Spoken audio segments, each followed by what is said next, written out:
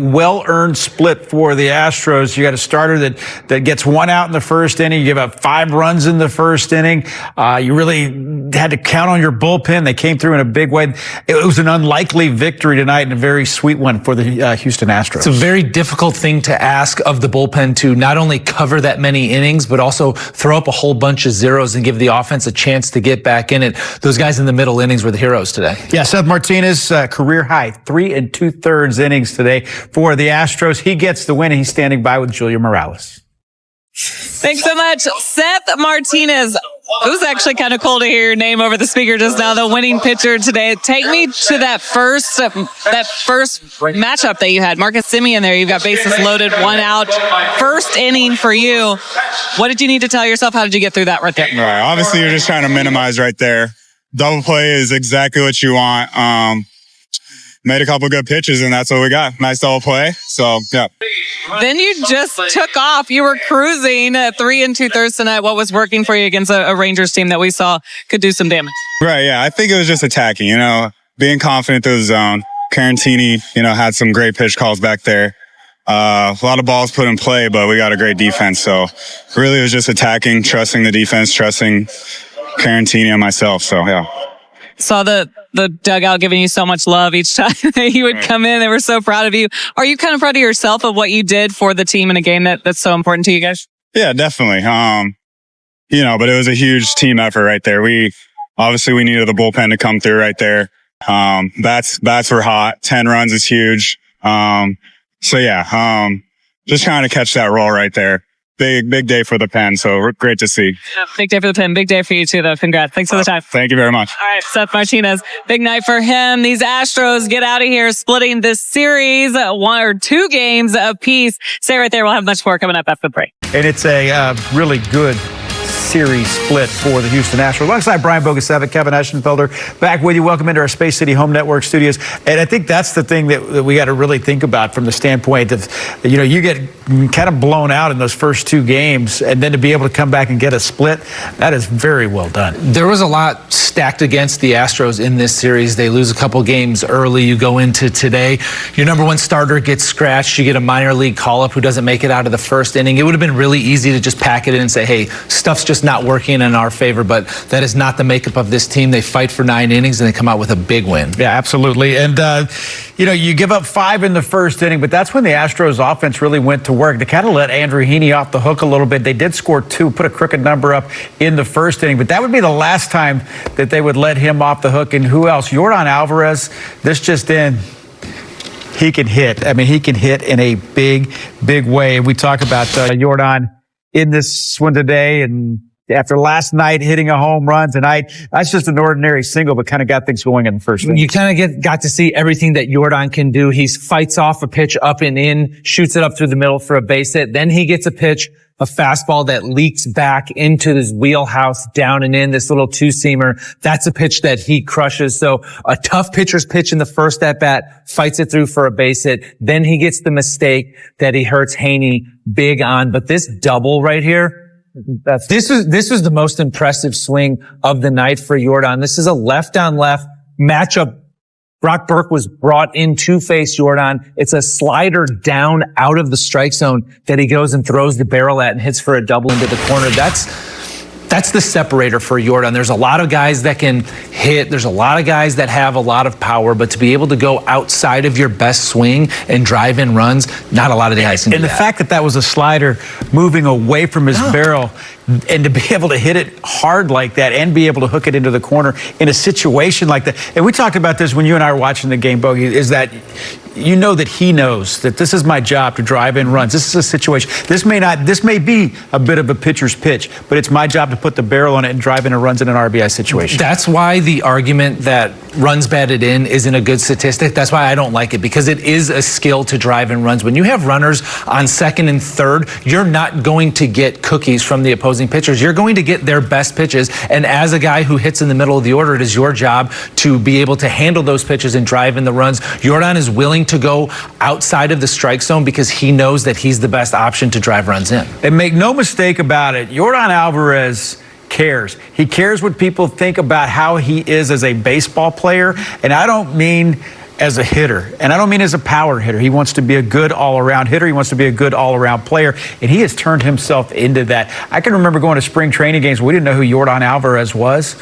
And he was not a good outfielder. No. He has turned into being a good outfielder. To take a look at some of the highlights of what he was able to do defensively in the 6th inning. Becoming a good defender is work. And we've heard Gary Pettis talk about the work that Yordan puts in. And this is a big outfield up there in Arlington. This isn't Minute Maid Park where you get to stand up against the Crawford box. There's a lot of ground to cover, kind of an in-between swing from Leody Tavares, and Yordan gets a good jump. He's committed to making the catch, and good job not running into Chas also. And Chas with a nice job of avoiding the knee that could have gotten him right in the head, because that was one where Chas had 3 priorities in that. One was not to get hurt. Yeah.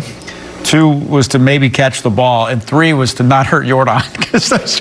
And I'm not sure what the order. It's fluid what the order is. What the order was as far as Chas' mentality was with that. But all in all, it came out very well, and just offensively and defensively for Yordan Alvarez. The Astros win this one tonight. Well, the day started with us finding out that Framber Valdez was scratched from today's start with elbow soreness, and that's never a good thing. Dana Brown, Joe Espada, they did sound optimistic given that it was an elbow problem. Blair Henley, he just got the call up. It was his turn to pitch today for in the minor leagues for Sugar Land, so he got the call up. Former 7th round pick. It did not go well, to say the least, for him. Andrew Heaney, and we said this, really, you're going to give up 5 runs in the first inning and have to come from behind. I don't mind doing that against a guy like Andrew Heaney. He's a solid big league pitcher, but he's also a guy that the Astros have seen a ton and have had success against. They've seen him a lot, and he's not the pitcher that he was a couple of years ago. Andrew Heaney, his velocity is down. He relies a lot on sort of perceived velocity with his deception. So once you take a couple of miles an hour off that velo, the Astros were getting to everything pretty good. All right, Seth Martinez came in to get out of that first inning. This is how he did it. Boy, the Astros needed this in a big way. Get a ground ball, and that's exactly what he got. You come in, bases loaded, 5 runs are already in. The job number 1 for Seth Martinez was just avoid disaster. So he gets the double play, he gets out of there. But then you got to completely flip the script. Now you got to go sit down, come back out for more innings, and now it's about putting up zeros. And you look at where all of these pitches are that Seth Martinez is throwing. Everything is down on the bottom of the zone. It's sinkers down, it's sliders down, it's changes. If any of these Rangers hitters are trying to lift the ball, it's just off the end of the bat, soft contact. And if they get the barrel on it, they're just beating the ball into the ground. And you can also see, too, you watch that box. And that's the interesting thing when you look at a guy that's had a successful night, and we show these highlights, just everything, like you said, it's either below or right on one of the corners as well. That one's middle, but it's also right at the very, very bottom of the zone. Down is a location. That's pitching coaches used to tell us that all the time. Think of down as a location. Locating a fastball isn't just moving it in and out. If you can put it even over the center of the plate, but at the bottom of the zone, especially with the sink that Seth Martinez has, that's a pitch that hitters aren't going to want to swing at. And when they do swing at, it's going to result in ground balls. And he was one of the relievers that came in and provided relief in a big way. Abreu came in and pitched the 9th inning, but we were thinking about this in a situation where you give up 5 runs. Your starter gives you 1 out. You give up 5 runs in the first inning, and you're in a position where you didn't use Montero, you didn't use Presley, you didn't use Hader, and you still win the game. And that's an unlikely situation, but every once in a while, you need a little serendipity, unforeseen good fortune, and that was the case here tonight. We had a feeling early that the Astros might be able to score enough runs to get themselves back into it, but the question was, how are they going to get enough zeros to get through 8 2/3 with that bullpen? And the hope at first was just, let's get to that back of the bullpen so we can hand it over to those guys. But the way that Seth Martinez, Taylor Scott pitched, and the efficiency with which they pitched to be able to eat up more innings, it didn't even come into play. 3-run 5th inning was huge. Take it for a 2-run game to a 5-run game. Obviously, that's a big difference with a team like Texas that can change things in one swing of the bat in a big, big hurry. Hang in, more to come. seeing that swing, just the carry on that ball. Adolis Garcia kind of stood up straight like that was going to be a routine fly ball. It just kept going and going. You could almost see, though, the backspin that he was able to put on the ball right off the bat, and that was certainly a big part of it. But that 3-run home run, it gave you a little breathing room, took it from a 2-run game to a 5-run game, obviously. A huge difference in that ball game, and the Astros able to hold on after that. And they go to undefeated on days in which there is a total eclipse of the sun. I wouldn't never make you laugh. I can't bank on too many more of those. I don't know if somebody's going to write in that happened in 1960-something and they lost. Phenomenal job. That was a team win. We needed those guys to step up, and they did big time. You guys have won a couple of games in a row now. Do you feel you're starting to hit your stride just a little bit? You know what? We're doing a lot of things well. Our bullpen, getting some big outs, our offense, providing the offense for those guys to attack hitters, and our defense making plays. So I feel like, we're starting to click here a little bit. What does this set you up pitching-wise, just given all the arms you had to use tonight for as many pitches as they had to throw? You know what? We're going to get on the plane, and it's going to be a happy flight. And then we're going to sit down tomorrow and figure out how we're going to move forward. But it's a big, today was a big team win. How tough was that just to watch Henley come in and just not be able to throw strikes and everything this game meant to him? Yeah, he'll get another shot. And I told him when I went on the mound, keep his head up, and we were going to win this game for him. He started this game, and he's part of this team, and he continues to be part of this team. And to do it that way, he was pumped when we talked after the game. Seems like Seth Martinez has been in this kind of spot a couple of times in years past. What makes him so good and able to kind of eat up some innings for y'all? He's relentless. Like, he competes. He's a guy that wants the ball, and he's a competitor, and he gives us a chance to win. He induces contact, and that's why he's been so valuable to this team for the last couple of years. Do the fourth, but also to do it just on the 32 pitches. How much of an effect does that have going forward, just like on Seth? For Seth, but also the rest of the staff, just for him to have covered that ground? Yeah, we were just trying to map it out and try to get those guys to give us as many innings as possible. Thinking also about the next series and the fact that we have, it's another 9 games in a row. So, we'll sit down and figure out how we're going to move forward, but we're just going to enjoy this win tonight. Talk about just how the offense came on track tonight. You guys are down 5-2, 8 unanswered runs the rest of the way, and all the big guys kind of stepped up, including Cartini today. Yeah, that's our offense.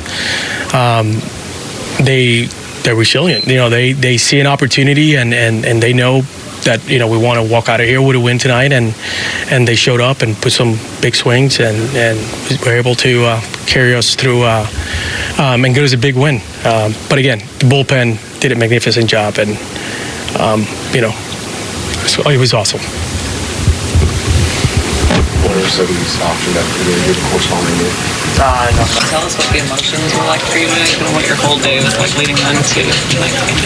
Yeah, it was a lot. Got the call late last night, and kind of had to prepare pretty soon. But it came into a great atmosphere, incredible team, and if you just don't produce, then you won't be here for long. But this team can do it with many guys, and they've shown that. 10 runs today. Seth doing his job, Taylor doing his job. Belak, all the guys, Brady coming in, and the offense putting up 10. Obviously, that's awesome. So it's big. Were you nervous at all going out there? Yeah, there were nerves. I think just controlling that is the main factor.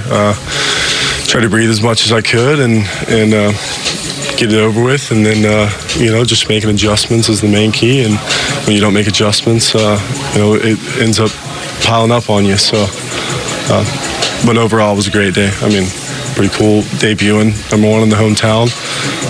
But yeah, definitely wish it would have gone a little better, a little easier for me. Let the team work. Walking guys isn't always the key. So just congrats to the team for putting up those numbers and keeping us in it and getting us a win. What did Joe tell you on the mound when he took you out?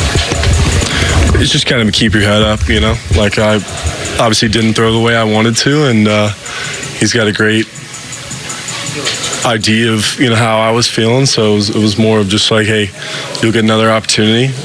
Keep your head up and keep working, dude, because that's kind of all I need to do. Did anyone else offer any words of advice for you? All the guys. I mean, all the guys. You know, they kind of felt for me for a little bit. But Seth came in and did his job, and then I congratulated him. I just wanted to be, like, a part and rooting him on because that was the most I could do at that time. So, but, yeah, this locker room is incredible. Coaches are incredible. Staff is awesome. So they felt it for me, and they told me that, you know, I'll get my opportunity and everything. So, but what's next for you? Just doing as well as I can, you know, at another level, and then earning my way back here. I think that's the key. Just staying in the zone, clearly, and then throwing my stuff that I know is good enough to get these guys out, and just keep doing that. How many family and friends were here to see you tonight? Yeah, I had a lot. I mean, I'm 15 minutes away. I grew up in this area, so pretty cool to do it here, definitely. But all the family and friends, they kind of caught wind and bought tickets early and headed out here. So it was good to see all the support, you know, the love and support from the family and friends. So How many people do you think were actually here? Couldn't tell you. I'd say upwards of 35, 50, but it's always a good turnout, you know. When you got that call last night, was it you're starting tomorrow, or was it, hey, you're coming up and you might be starting? Yeah, well, it was you're coming up to get some innings, and we kind of figured that out later in the night. But yeah, it was didn't know a whole lot, just knew I was coming to pitch, and I was slotted for Tuesday at Albuquerque, so I knew it was going to be soon. Yeah, but didn't know anything why, just kind of had to come and prepare how I usually prepare. You said you're going to work at another level. Were you sent down after the game? Yeah. So, you know, it was, again, if you don't produce right away, then that stuff happens. So it's okay. But thank you guys. You're in the books now. Appreciate it. He grew up a huge Texas Rangers fan, had a pet named Pudge. The interesting thing about him, you know, people don't know, your equipment for the team goes ahead of the team. So the equipment on the off day, which would have been yesterday, it was gone to Albuquerque. So he pitched tonight with Spencer Arrighetti's backup glove. He didn't have spikes. He went into the equipment room in Sugar Land and found a pair of Corey Lee's old spikes, and that's what he was wearing tonight when he pitched. It's hard enough making your debut if everything is kind of controlled and going right, but to find out last minute, to come up and make an emergency start, not to have your glove, not to have your shoes, it's an impossible task that he faced today. Yeah.